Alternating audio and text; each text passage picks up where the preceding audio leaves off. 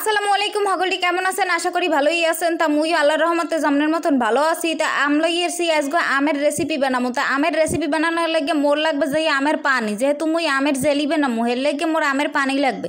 তা এখানে মুই সাইডে আম লইয়েছি। তা সাইডে আম দেখে অনেকেই বেটকাই পারবেন যে এই সাইডে আমের কি হইবে। সাইডে আম একটা হাতির নিয়ে হেন বুঝছেন এত বড় যে সাইডে আমি মোর হয়ে যাইবে। তা এখানে সাইডে আমে কিন্তু 1 কেজি হয়েছে। তা বাজার দিয়ে মোর জামাইটা তেল লইয়ে এলাম, যেহেতু আমের সিজন আম না খাইলে হয়। তা আম সাইডে কিন্তু ভালো করে এখানে ছোলা ছিলে লইতে হইবে। আমেরা ছোলা সহ দিলে কিন্তু হইবে না, যে রক্ষিতামি করে রেহারে টাহার দিয়ে আম কিনছে এর লেগে ছোলা সহ বানামো হ্যাঁ কিন্তু চলবে না।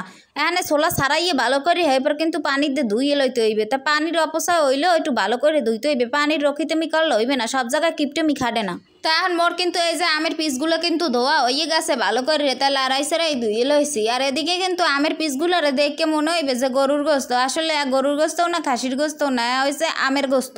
তা টাহার দিয়ে আম কিনছি দেখে তোর 12টা খাইতে রি না, 12টা ধরে মেলামেরি হালাই দিছি ছাদে গনে। তা এরপর যা করলাম এই আমের পিসগুলোরে কিন্তু এখন ওই পাইলের মধ্যে বইয়ে গ্যাসের চুলের উপরে দিয়ে ডাইকে থুইছি। তা এরপর কিন্তু মোর হয়ে গেছে আমগুলো বুটবুট হয়ে উঠছে।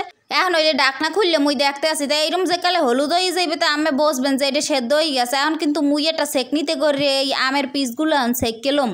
মেইন কথা হয়েছে যাই এই যে সেককে পানি ডে লইতে আসি, এখানে কিন্তু জেলি বানাইতে পানি লাগবে। আর ওই যে আমগুলো উবুরিয়ে রয়েছে সেই আমগুলোর দামেরা চাইলে আচার আমসারটা যাইছে হেই দিতে পারবেন।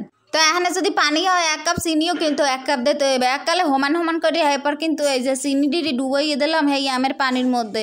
তো এখানে এরপর চামচ দিয়ে এরম করে ভালো করে লাড়ি সারি লইতেছি। এদিকে কিন্তু এরম যে কালে বুট হয়ে আইবে সেই সময় কিন্তু চামচ দিয়ে এরম দেখবেন, এই দেখছেন এটা কিন্তু একালে রসটা কিন্তু ধীরে ধীরে পড়তে আসে, হেললে কি বুঝবেন যে এখন কিন্তু হইয়েছে।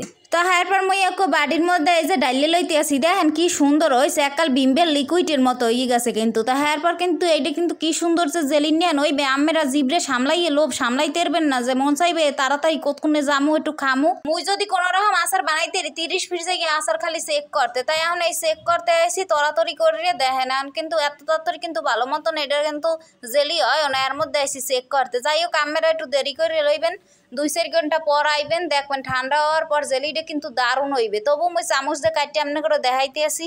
দেখেন কি সুন্দর মোর জেলিটা এককালে চামচ দিয়ে ফেসরাই দিছি পর এককালে দেখছেন কি সুন্দর। তা আমরা যদি আর একটু সময় লাগিয়ে কাটেন তা আরও সুন্দর হইবে। আমরা রুটির দিয়ে মুড়ির দিয়ে যে দিয়েছে হেড দিয়ে খাইতে পারবেন মাইক কি জুইকে।